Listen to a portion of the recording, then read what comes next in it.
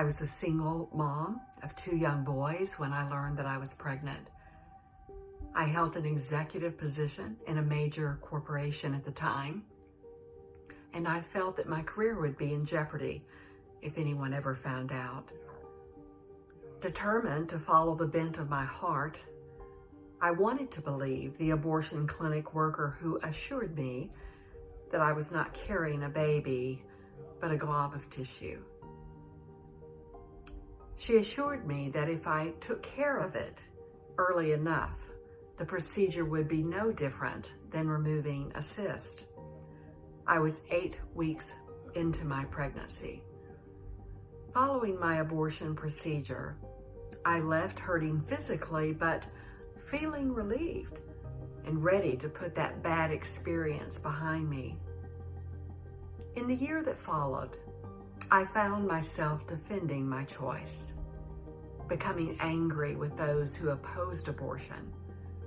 I lived in persistent denial of my connections to abortion and the nightmares and the depression and the sense of worthlessness that I was experiencing almost daily. I found myself working more and more and leaving my boys with daycare much more than necessary. Oh, I still love them deeply, but I didn't feel worthy to be their mom. When I learned that I was pregnant yet again, because of my promiscuous lifestyle, I made an appointment, but at a different clinic. I felt ashamed. Once again, the clinic was full of women. This time, I listened to what others were saying, and I was surprised that I was not the only one coming in for a second abortion. In fact, some had had even more. I was asking if anyone else had nightmares when the counselor came into the room.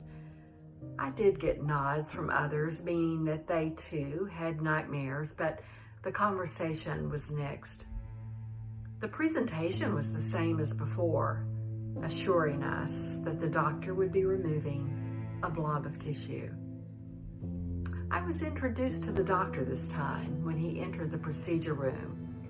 He seemed to be in a hurry, and this time the pain felt like a knife was ripping out my insides, much worse than I remembered before. In the recovery room full of women, I began hemorrhaging heavily and I passed out. I woke to the doctor standing over me yelling at his assistant. He was angry and he stormed away shouting, "Give her some juice and a cracker and don't bother me again." I asked the assistant if I was okay because I certainly didn't feel okay. I lay there for 2 more hours before I felt I was okay enough to drive home. I left the abortion clinic emotionally scarred, so different from the first time. I felt like I had died on the inside. I cried all the way home and into the night. True sadness, sorrow, regret engulfed me. I began to research the development of babies in the womb and what the abortion procedure actually did to them. I was horrified. Nightmares of being dismembered continued and intensified. I was also experiencing tremendous lower back pain. A hysterectomy was recommended, and because of the damage done to my uterus, it was necessary for me to have the procedure. I was only 35 years old. In the years since, through heartbreaking prayer and counseling, I have made peace with God. I am so thankful for my Lord and Savior Jesus Christ, who has forgiven me, healed me, restored my life. I am 68 years old, and I can tell you I live with regret of my 2 abortions every single day. I committed to God that I would spend the rest of my life speaking truth about the issue of abortion so that babies would not have to die needlessly, and so other women would not suffer or live with regret as I do to this day.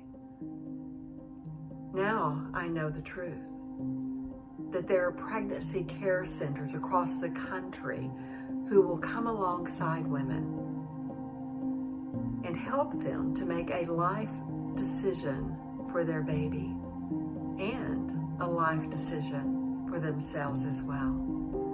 I encourage you to give your child and you a chance for life. This is a choice that you won't regret. Thank you.